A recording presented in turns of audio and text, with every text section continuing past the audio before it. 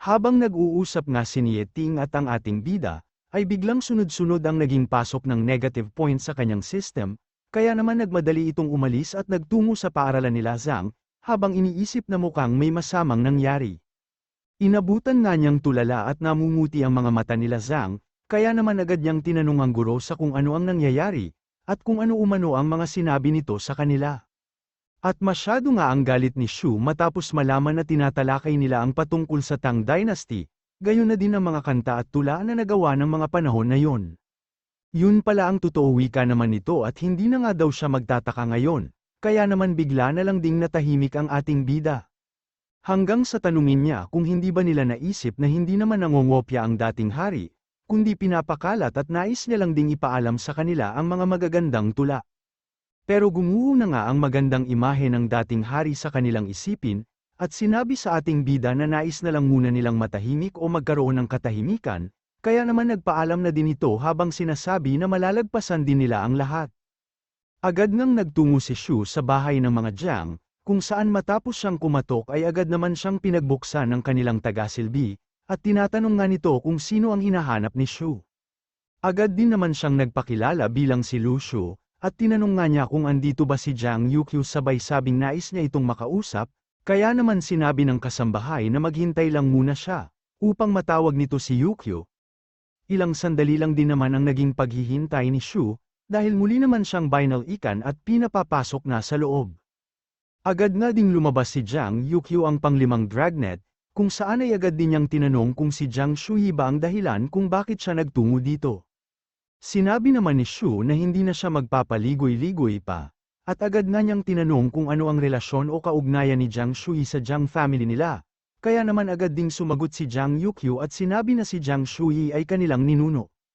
Sinasabi ko na nga ba wika naman ng ating bida, sabay tanong kung kailan pa siya nagtungo ng Luniverse, habang iniisip na ngayon ay hindi na siya magtataka kung bakit todo suporta ang Jiang family sa kanya. At sinabi nga nito na mahigit 1,000 taon na umano mula nang magtungo si Jiang Shuyi ng Luniverse, at hindi nga makapaniwala si Shu na mahigit 1,000 taon na daw pala si Jiang Shuyi, at napapatanong na nga lang din siya kung bakit kaya hindi tumatanda si Jiang Shuyi. Pero nagkwento lang naman si Jiang Yukyu patungkol sa mahalagang kaganapan sa kasaysayan ng kanilang pamilya. Nung mga panahon nga daw na dumating na sa tamang edad si Jiang Shuyi para mag-asawa, ay agad na nagpatawag ng matchmaker ang kanilang pamilya. Pero bago pa nga daw makarating ang matchmaker ay nagtungo sa kanila ang isang lalaki, kung saan ay sinabi din umano ng lalaking ito na nais niyang gawin o kunin si Jiang bilang kanyang disipulo. Pero teka sandali lang wika naman ang ating bida na bigla umanong naguluhan, anong ibig mong sabihin sa tamang edad para mag-asawa tanong nga nito, habang iniisip na ang elder brother pala nila sa Sword Pavilion, ay isa talagang elder sister. Pero nang sasabihin na ni Jiang Yukyu kung bakit niya nasabi yun, ay pinatigil na siya sa pagsaysalita ng ating bida, dahil nagets na nga daw niya na isa talagang babae si Jiang Shuyi. Dito ay tinanong naman ni Shu kung bakit umano pumasok sa paaralan si Jiang Shuyi bilang isang lalaki, pero sinabi lang naman ni Jiang Yukyu na yun umano ang request ng kanilang ninuno. Ayaw nga din daw talaga niyang magpakasal, pero anumang pilit niya ay ayaw din naman pumayag ng kanilang pamilya na hindi siya magkaroon ng asawa. Masyado nga din daw ang galit ng tatay nito nang sabihin niya na nais niyang maging parte ng kanilang hukbo, ginigiit nga din daw ng kanyang ama na isa siyang babae at dapat siyang magsilang ng sanggol para sa kanilang pamilya. At dahil dun ay nanginig na nga lang daw ito sa galit, at sinabi na kung sakali umanong mabubuhay siya ulit, ay nais niyang maging isang lalaki. Matapos nga nito ay naalala naman ni Shu si Jiang, at iniisip nga niya na isang magandang babae pala ang kaibigan at kaklase niya. Naisip nga din ni Shu na ang Adam's apple umano ni Jiang ay siguradong peke lang, pero ang pagiging flat-chested nga daw niya ay walang duda na legit. Sunod nga ay tinanong ni Shu kung ano ang tunay na pangalan ni Jiang Shuyi, at dito ay sinabi ni Jiang Yukyu na ang tunay niyang pangalan ay Jiang Yao, kaya naman naisip ng ating bida na talagang binago din maging ang kanyang pangalan. Hanggang sa bigla itong nakarinig ng ying ying ying, at sinabi na alam niya ang tunog na yun. Kaya naman agad din siyang tumakbo at iniwan si Jiang Yukyu habang ginagaya ang narinig niyang tunog. Napapatanong naman si Jiang Yukyu sa kung ano daw ang ibig sabihin ng ying ying ying, habang iniisip kung dapat daw ba niyang alamin kung nasisiraan na ng ulo ang ating bida, with negative points pa. At paglabas nga ng ating bida ay agad na nagtungo si Chaos sa kanya. Dito ay sinabi ni Shu na masyado na daw siyang malaki ngayon, sabay tanong kung namiss ba siya ni Chaos, na agad namang sumagot. Agad na ding sumampa ang ating bida kay Chaos, sabay utos na lumipad siya patungo sa Dragon Gate para umano makapag-patrol sila. Makalipas nga lang ang ilang sandali sa Dragon Gate, ay masyado ang pagkamangha nila sa dragon ng ating bida, habang ang iba nga ay napapatanong kung tunay ba itong dragon, ay sinasabi naman ng iba na alaga umano ito ng 9th Dragnet o Tianluo. Ilang sandali pa ay bigla namang tumayo ang antena ni Xiaoyu, at sinabi na masyado umanong pinagyayabang ng ating bida ang kanyang alaga, sabay tingin sa kanyang squirrel. Kaya naman agad nitong sinabi na hindi pa siya nakakalipad, pero tinanong lang naman ni Xiaoyu kung ano ba ang kanyang iniisip. Dahil kahit nakakalipad nga daw siya ay siguradong pisak naman siya pag naupo si Xiaoyu sa kanya. Pero iniisip naman ng squirrel na hindi umano ganun ang ibig sabihin ng tingin ni Xiaoyu kanina, halata nga din daw na nais ding magkaroon ni Xiaoyu ng alagang lumilipad at pwedeng sakyan. Agad namang lumapit sa kanila si Chaos at ang ating bida kung saan ay tinawag niya si Xiaoyu para sumakay kay Chaos, kaya naman ang busangat na mukha niya kanina ay biglang napalitan ng tuwa. Pagsakay nga ni Xiaoyu ay bigla namang nalumbay ang squirrel, at sinabi na yayakapin na lang umano niya ang mataba niyang buntot, habang iniisip kung hindi man lang daw kaya siya tatawagin ng ating bida. At dahil nga sa mga negative points na binibigay niya ay agad siyang napansin ng ating bida, kaya tinanong nito kung ano pa ang hinihintay niya, sakay na wika pa nga ni Shu. Kaya naman agad din itong natuwa dahil hindi naman pala siya nakakalimutan ng ating bida, agad na din siyang lumundag patungo kay Xiaoyu. At dito ay sinabi ng ating bida na ang pinakamahalaga sa lahat ay ang pagkakaroon ng masayang pamilya. Agad na ding hinagis sa kanya ni Shu ang mga marrow fruits, at dito ay sinabi din ng ating bida na ang 3 umano ay para sa kanyang dagang, habang ang 2 naman ay para sa kanya. Ang iyong gang ay tiyak na makakatulong pag nagbukas ulit ang Space Channel, wika pa nga ng ating bida. Sabay sabi na kung hindi umano kasya ang binigay niya, ay manghingi lang sa kanya ang squirrel hanggang umabot sa puntong sumagad na ang kanyang cultivation, habang iniisip na nais din niyang malaman kung ano umano ang pinakamataas na antas ng cultivation ang pwedeng maabot ng squirrel. Sumingit naman sa usapan si Chaos at sinabi na mayroon umanong malaking puno sa Changbei Mountains, sinabi nga din niya na masarap umano ang mga dahon ng punong yun, kaya naman dadalin daw niya ang ating bida doon upang makakain din siya ng dahon. Pero sinabi nga ni Shu na mas mainam kung tsaka na lang nila gawin ang sinasabi ni Chaos, habang napapatanong sa kanyang sarili kung masarap daw ba talaga ang dahon ng World Tree, hindi na nga din daw siya magdududa ngayon kung bakit naabot ni Chaos ang pick ng A-rank habang wala siya. Ilang sandali pa ay inutusan nitong bumaba si Chaos, kaya naman agad itong lumapag sa gitna ng kakahuyan, at dito ay tinanong ni Shu kung nais ba niyang bumalik sa kanyang mountain and river seal. At agad ngang pumasok sa seal si Chaos, pero ilang sandali lang ang nakalipas ay napapatanong na ang ating bida kung bakit nais na agad nitong lumabas. At sa paglabas nga ni Chaos ay tinatanong nito kung may ibang dragon pa daw bang alaga ang ating bida, nawawala nga daw ang mga tridents na merienda niya, kaya tinatanong ang ating bida kung binigay ba niya ito sa ibang dragon. At naalala nga ni Shu na binigay niya ang mga trident kila Heitan, kaya ngayon ay napapaisip siya sa kung paano niya ipapaliwanag ang bagay na ito kay Chaos. Isa pa ay hindi na nga daw pwedeng kainin ni Chaos ang mga natitira niyang trident, dahil reserba na umano niya yun para sa mga Wu-Wei army. Hanggang sa bigla itong may naisip na idea, at tinanong nga niya kung nais ba ni Chaos na tulungan siya ng ating bida upang kumuha ng madaming masasarap na dahon umano mula sa World Tree. Agad namang nag-isip si Chaos at tinimbang nga niya kung ano ang mas mainam o mas mahalaga, kung ang tridents ba o ang dahon ng World Tree.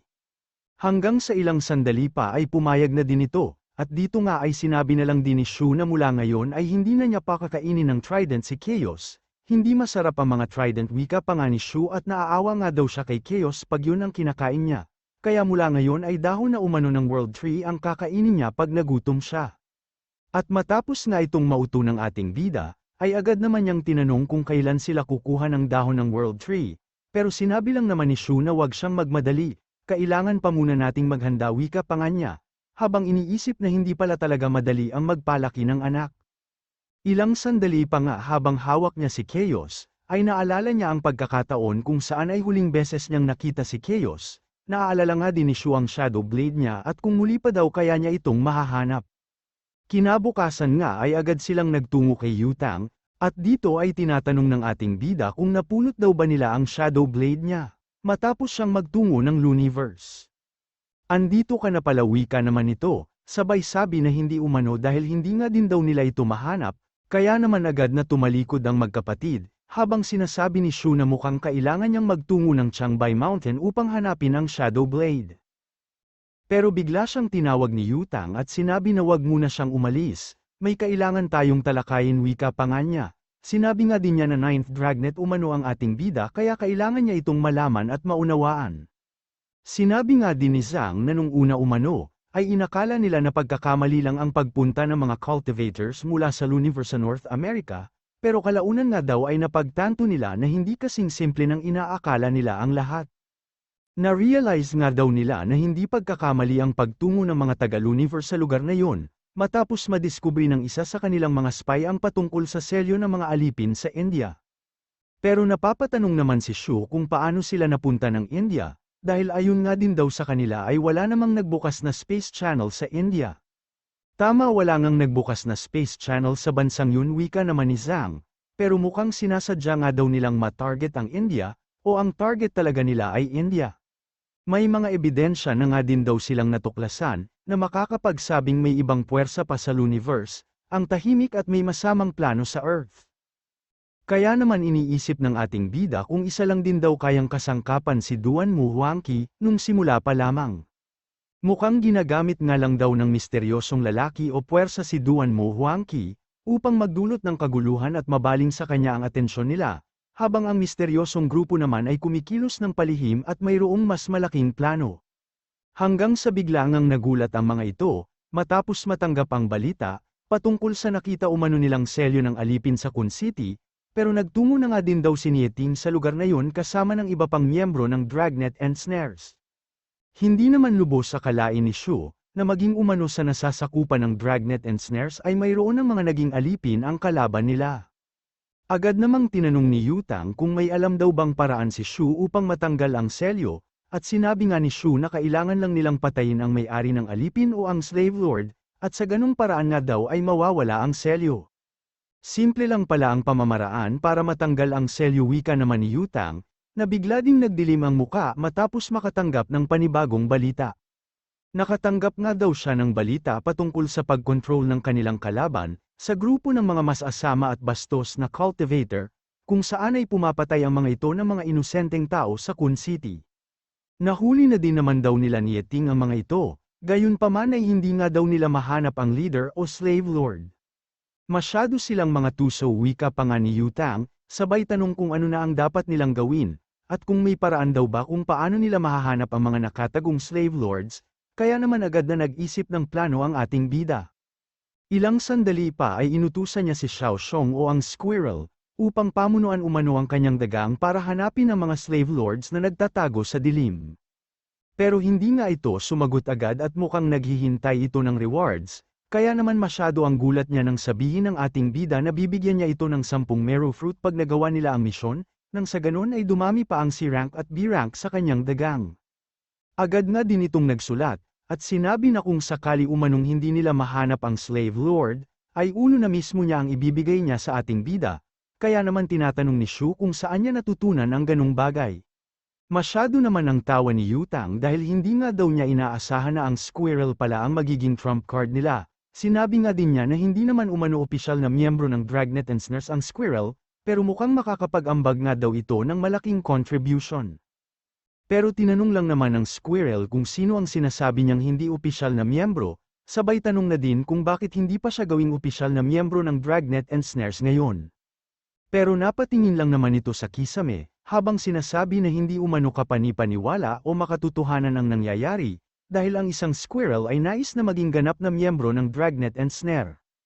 Pero matapos itong magalit ay masyado ang takot ni Yutang, at sinabi na nadulas lang ang kanyang dila, agad na din itong sinabi na magmula ngayon ay ganap na siyang miyembro ng Dragnet and Snares, ererehistro na kita mamaya, wika pa nga niya. Agad na nga lang din itong nagtungo kay Shu, at sinabi na ngayon ay naniniwala na siyang maging ang mga bulok, ay kayang gawin na kapaki-pakinabang ng ating bida. Kaya naman muling na-trigger ang squirrel, at hinagis nga niya ang kanyang notebook kay Yutang, habang tinatanong kung sino ang tinatawag niyang bulok. Agad din namang tinuro ni Shu kung sino ang nangbalibag sa kanya, kaya naman itong si Yutang ay hindi na nakapagsalita at nagbigay na lang din ng negative point sa ating bida, habang iniisip na ang pamilya umanong ito ay masyadong nakakaasar o buwisit. Pero ilang sandali lang ay mukhang mali umano ang sinasabi niya, dahil si Xiaoyu pa din daw ang pinaka-cute sa lahat. Sabay tanong kung hindi daw kaya magdulot ng kaguluhan ng dagang o pulutong ng daga sa mga tao. Pero hindi naman daw niya kailangang mag-alala, dahil pwede naman nilang magamit si Anthony upang dalan sa Kun City ang mga daga, at mag-travel sa ilalim ng lupa. Pero ano na daw ang gagawin nila pag nakita ang libu-libong daga sa Kun City, tanong ni Yutang, at sinabi naman ng squirrel na hindi mangyayari yun. Kung sakali man daw na mangyari yun ay pwede nilang masabi na hindi siya nagtagumpay sa kanyang misyon. Kaya naman naging bato na lang si Yutang, at hindi nga siya makapaniwala na pwede umanong masolve ang problema nila nang dahil sa mga daga. Pero kung may kapabilidad nga daw talaga ang dagang ng squirrel, ay wala naman sigurong mangyayari sa kanya, o ibig sabihin ay hindi naman siya sisisihin nila ni Ting. Agad na nga din siyang tumalikod kung saan ay pinapalayas na niya ang mga ito sa kanyang opisina. Samantala sa sumunod na eksena ay makikita naman natin si Mingyu, kung saan ay nasa isang train station ito at habang nakasakay nga siya sa escalator, ay iniisip niyang malapit na umano nilang matuntun ng slave lord, pero nawala nga daw ang lead nila, dahilan upang maisip niya na pahirapan daw talaga ang trabaho ng overseas intelligence. Ilang sandali pa ay makikita natin ang silawit ng mga kalalakihan sa itaas, kung saan ay mayroong silang mga marka o selyo, palatandaan na sila ay mga alipin at nakahanda na nga din ang kanilang mga sandata para sa gagawing pag-atake. Dito ay nakuha pang ang lawayan ng lalaking ito ang kanyang patalim upang makapaglagay ng rabies. At ilang sandali nga lang ang nakalipas matapos dumating ang train, kung saan ay agad ding bumaba ang mga pasahero na biglang nagulat ng dahil sa labanang nagaganap. Kasalukuyan nga nilalabanan ni Mingyu ang mga kalalakihan na nakasunod sa kanya kanina, at dito ay iniisip niya na ang lahat umano ng mga aliping ito ay si rank. Hanggang sa ilang sandali pa ay napansin niya ang lalaking ito na miyembro umano ng Order of the Phoenix, kaya napapatanong siya sa kung paano ito naging alipin, at naisip nga din niya na mabilis umanong lumalawak ang impluwensya ng mga taga-Luniverse. Ilang sandali pa matapos mapalibutan ng mga ito si Mingyu, ay pinagdasal na ng lalaki sa loob ng train ang kanyang kaluluwa, pero agad nga din silang nagulat matapos matanggal ang pintuan ng train. Ginamit nga ng isa ang gold element na abilidad niya, para mamanipula ang metal at agad na naglunsad ng pag-atake patungo kay Mingyu. Pero bago pa tumama ang ginawang pag-atake ng kalaban, ay ginamit naman ni Mingyu ang abilidad niyang Divine Body Technique upang makaiwas, kung saan ay tila naging shadow ang kanyang katawan. Si Mingyu nga pala ay isa ding assassin type na cultivator. At kasabay nga ng ginawa niyang pag-iwas ay ang mabilis na pag-atake nito sa mga kalaban, kung saan ay agad na nagilitan ng leeg ang dalawa, habang ang dalawa naman ay mabilis at muling sinugod si Mingyu. Pero muling ang ginamit ni Mingyu ang kanyang patalim upang umatake, at sa pamamagitan nga lang ng kanyang patalim, ay napatay niya ang dalawa pa sa mga kalaban niya. Sa pagbagsak nga ng mga ito ay agad na pinabalik ni Mingyu ang kanyang patalim, pero nahawakan nga ito ng iba bago pa ito tuluyang makabalik sa kanya. At sa paglingon nga niya, ay agad siyang inatake nito at pinabagsak. Dito ay sinabi pa ng lalaki na hindi na umano masama ang lakas niya, pero ngayon ay dalawa lang ang pwede niyang pagpilian. Ito ay ang tanggapin niya ang pagiging alipin o tanggapin niya ang kanyang kamatayan. Pero hindi naman sumagot si Mingyu, kaya agad ay inumpisahan nito ang proseso upang gawin siyang alipin, kung saan ay napapasigaw na lang din si Mingyu nang dahil sa sakit. Habang ang lalaki naman ay nagmukha ng demonyo, at sinabi na habang nilalabanan daw ito ni Mingyu ay mas mahihirapan o mapapahirapan siya. Ilang sandali pa nga ang nakalipas ay unti-unti nang lumalabas ang marka ng pagiging alipin sa kamay ni Mingyu. Pero hindi nagtagal ay tila mas naging mukhang demonyo pa si Mingyu kaysa sa lalaki, na bigla na lang nasuka ng dugo matapos maseksak ng patalim ni Mingyu. Napapatanong na nga lang din ang lalaki kung paano umano ito nagawa sa kanya ni Mingyu, pero si Mingyu naman ay nanginginig pa sa tuwa habang sinasabi na, nakawala siya sa selyo ng pagiging alipin o pagiging alipin. Habang unti-unti ngang naglalaho ang marka ng selyo sa kanyang kamay, ay sinabi ni Mingyo na kailangan niya lang palang tiisin ang sakit para makawala sa pagiging alipin, at hindi nga alam ng lalaki na itong si Mingyo ay gustong-gusto nang nasasaktan siya. Agad na nga ding pinatay ni Mingyo ang lalaki, sunod ay umalis na din ito at habang nasa escalator na siya ay natanggap niya ang bagong balita, nasa Japan na nga din daw ang mga taga-Universe, kung saan ay nais daw nilang maging alipin si Sakurai Ayoka o Sakurai Yauko, para makontrol nila ang buong organisasyon ng Kamishu.